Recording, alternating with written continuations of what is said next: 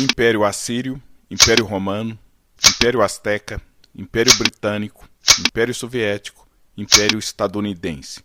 Império, uma prática que acompanha a história da civilização humana, é uma forma complexa de dominação, na qual uma unidade política influencia outras unidades políticas.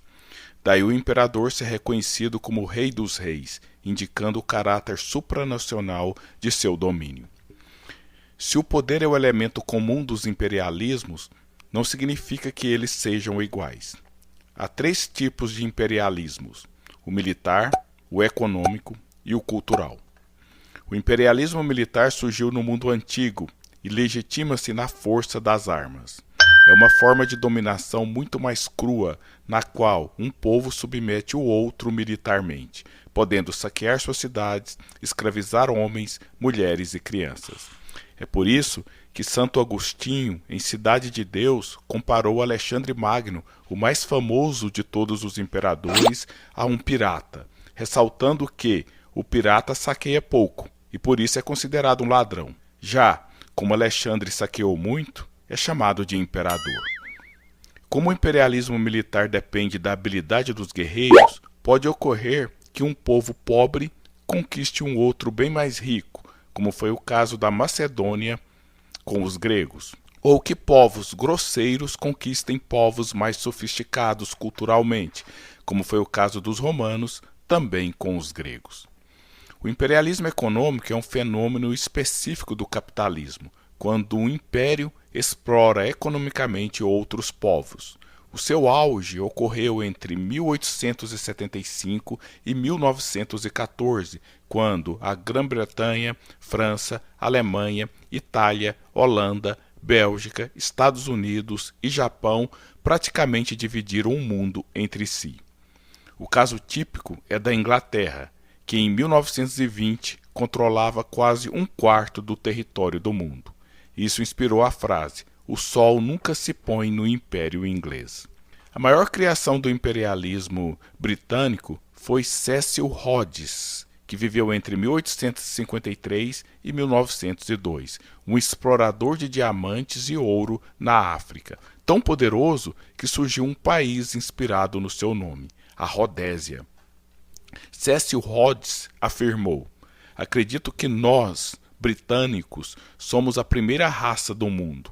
Quanto mais o dominarmos, melhor para a raça humana. Se eu pudesse, anexaria as estrelas". A expansão imperialista dos países capitalistas a partir da segunda metade do século XIX, em busca de colônias, só foi possível com o desenvolvimento dos meios de transportes, que permitiram transportar mais rapidamente milhares de toneladas de mercadorias. Na expansão colonialista do século XVI, as especiarias das Índias e a prata sul-americana podiam ser transportadas nas caravelas portuguesas e nos galeões espanhóis.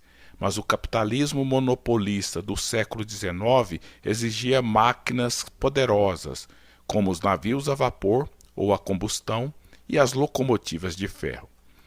Com ferrovias e navios motorizados, era possível explorar valiosas matérias-primas para a indústria em regiões remotas, como o petróleo no Oriente Médio, a borracha vegetal nas florestas da África e da Amazônia, o estanho do Peru, Bolívia e Indonésia, o cobre do Chile, Zaire e Zâmbia, o ouro e diamante da África do Sul.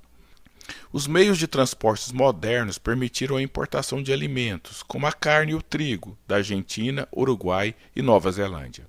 Foi por causa do imperialismo econômico que alimentos exóticos, como o café, importado do Brasil e da Colômbia, a banana, importada da América Central, e o cacau, importado da África e do Brasil, se tornaram os alimentos mais consumidos e desejados, no caso do chocolate, do mundo.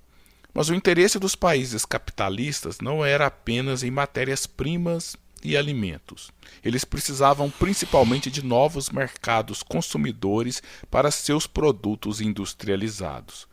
Como os países capitalistas se fecharam em práticas protecionistas, era preciso conseguir novos mercados à força, seja transformando um país em colônia, como os britânicos fizeram com a Índia, seja obrigando um país a abrir seu mercado, como britânicos, franceses, americanos fizeram com a China nas famigeradas Guerra do Ópio, ou seja, retalhando um continente, como os europeus fizeram com a África. Mas muitos países europeus ocupavam outros países simplesmente buscando o velho prestígio militar. Foi o caso da França, que, aproveitando que os Estados Unidos estavam envolvidos na Guerra de Secessão, invadiu o México e tentou transformar o país numa monarquia governada por um príncipe austríaco. Foi o caso também da Itália, que tentou invadir a Etiópia entre 1893 e 1896. Nos dois casos, os europeus deram com os burros na água. Os franceses foram derrotados pelos mexicanos e os italianos foram derrotados pelos etíopes. Aliás, a Etiópia foi o único país africano a resistir com êxito os colonizadores imperialistas. A vontade e o orgulho de ser imperialista fizeram a Grã-Bretanha instituir, em 24 de maio de 1902, o Dia do Império, para lembrar às crianças que elas faziam parte do Império Britânico e que elas nunca deveriam esquecer disto. A junção dos interesses econômicos com os interesses militares fez com que nunca houvesse tantos imperadores como entre 1875 e 1914. Os reis da Alemanha, da Áustria, da Rússia, da Turquia, da Grã-Bretanha e do Japão se intitulavam imperadores e realmente possuíam um império. Por outro lado, ninguém levava a sério o título de imperador dos reis da China, Etiópia, Marrocos, Pérsia e Brasil. Desses, apenas o imperador japonês Naruhito continuou usando o título de imperador, mas acho que nem ele acredita que seja um imperador de verdade. É que imperador tornou-se uma coisa antiquada e negativa. Basta ver que em filmes como Star Wars, Star Trek, Duna, o império sempre representa o mal a ser combatido. Atualmente o termo está tão desgastado que nem os países que de fato são aceitam serem chamados de imperialistas. Por que isso aconteceu? Porque as lutas anticolonialistas que propiciaram a independência da Índia, a autonomia econômica da China e a emancipação política dos países africanos demoliram os impérios coloniais. E as superpotências que emergiram após a Segunda Guerra Mundial, os Estados Unidos e a União Soviética, estavam comprometidas com uma retórica anti-imperialista. Os Estados Unidos tornaram-se independentes em 1776, lutando contra uma metrópole imperialista, e, na sua declaração de independência, afirmaram que todos os povos têm direito a serem livres e independentes.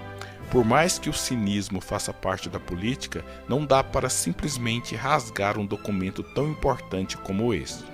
Por isso, quando os Estados Unidos precisaram ocupar, em 1821, uma região na África para devolver seus ex-escravos, eles contrataram uma empresa privada para fundar a Libéria. Eles só ocuparam diretamente uma região quando se sentiram realmente obrigados, como após a vitória contra a Espanha em 1898, quando ocuparam Porto Rico. Já a União Soviética foi criada pela Revolução Bolchevique, cujo líder Vladimir Lenin escreveu em 1917 o livro Imperialismo, Estágio Superior do Capitalismo, a primeira denúncia sistemática da convergência entre os interesses de empresas capitalistas e o colonialismo imperialista. Por isso, a União Soviética preferiu manter os países sob sua área de influência em vez de ocupá-los diretamente. Ela poderia facilmente ter integrado a Mongólia a seu território, mas optou por não fazê-lo. Não dava para os soviéticos simplesmente ignorarem os preceitos marxistas que legitimaram sua fundação. Com o enfraquecimento do imperialismo militarista e econômico, após a Segunda Guerra Mundial, o imperialismo cultural ganhou proeminência. A sua principal característica é a capacidade dos países poderosos economicamente influenciarem o estilo de vida das pessoas de outros países. Em minha opinião, é o tipo mais poderoso de imperialismo, pois se trata de uma dominação considerada legítima, na qual os dominados aceitam passivamente, na maioria das vezes entusiasmadamente, o poder do dominador. Um exemplo bem vergonhoso de imperialismo cultural ocorreu em 1946, quando Otávio Mangabeira, então deputado federal pela Bahia, beijou a mão do presidente norte-americano Dwight Eisenhower. O beijamão de Otávio Mangabeira revela um traço muito importante do poder. Ele é sedutor. As pessoas querem tocar, abraçar o poder, beijá-lo. Maquiavel estava errado. É muito fácil amar aqueles a quem nós tememos. Mas esse exemplo é apenas um deslumbramento provinciano diante da dominação. É o mesmo deslumbramento que leva os executivos a pronunciarem CEO como se isso fosse o máximo da sofisticação. O imperialismo cultural é muito mais sério do que essas bobagens. Recentemente, a revista Rolling Stone divulgou a lista das 500 melhores músicas de todos os tempos. Vejam as 10 primeiras. Na lista da Rolling Stone, praticamente só apareceram cantores ingleses e norte-americanos. É como se, parafraseando Caetano Veloso, que a revista acreditasse que só fosse possível cantar em anglo-saxão. Evidentemente, eu achei essa lista um absurdo. Para vocês terem uma ideia, Garota de Ipanema, uma das músicas mais regravadas do mundo, foi ignorada pela revista. Mas essa lista não foi inscrita em pedra como os 10 mandamentos, e cada um pode fazer a sua. O problema é esse. A minha lista ficaria mais diversificada, mas ainda seria uma lista predominantemente anglo-saxônica. Eu cresci ouvindo músicas norte-americanas e inglesas nos rádios, nos clipes de TV, nos filmes. Ouvi muito sobre Elvis Presley, Beatles, The Doors, Michael Jackson. O imperialismo musical está entranhado na minha alma e eu não consigo fugir dele. Michel Foucault estava totalmente certo. O poder constrói os sujeitos. E ele me construiu. Em parte, eu sou uma construção do poder imperialista dos Estados Unidos. Mesmo sabendo disso, não tenho como me libertar. Eu amo o tio Sam da mesma forma que o Winston Smith, personagem principal do livro 1984, amava o grande irmão. Mas tudo que vem de fora é imperialismo cultural? Claro que não. Ninguém vai dizer que o sushi japonês, a yoga indiana ou as novelas mexicanas sejam produtos imperialistas.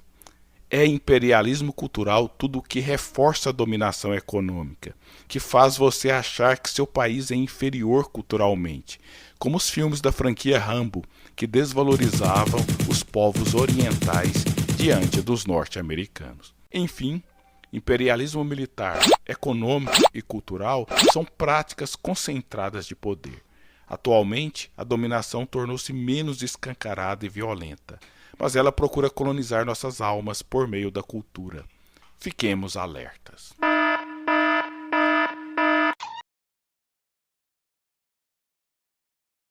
Olá, se você gosta desse tipo de vídeo, você é uma pessoa diferenciada e inteligente. Então, venha fazer parte do clube, inscreva-se no canal. Eu sou o professor Eliezer e agradeço pela atenção.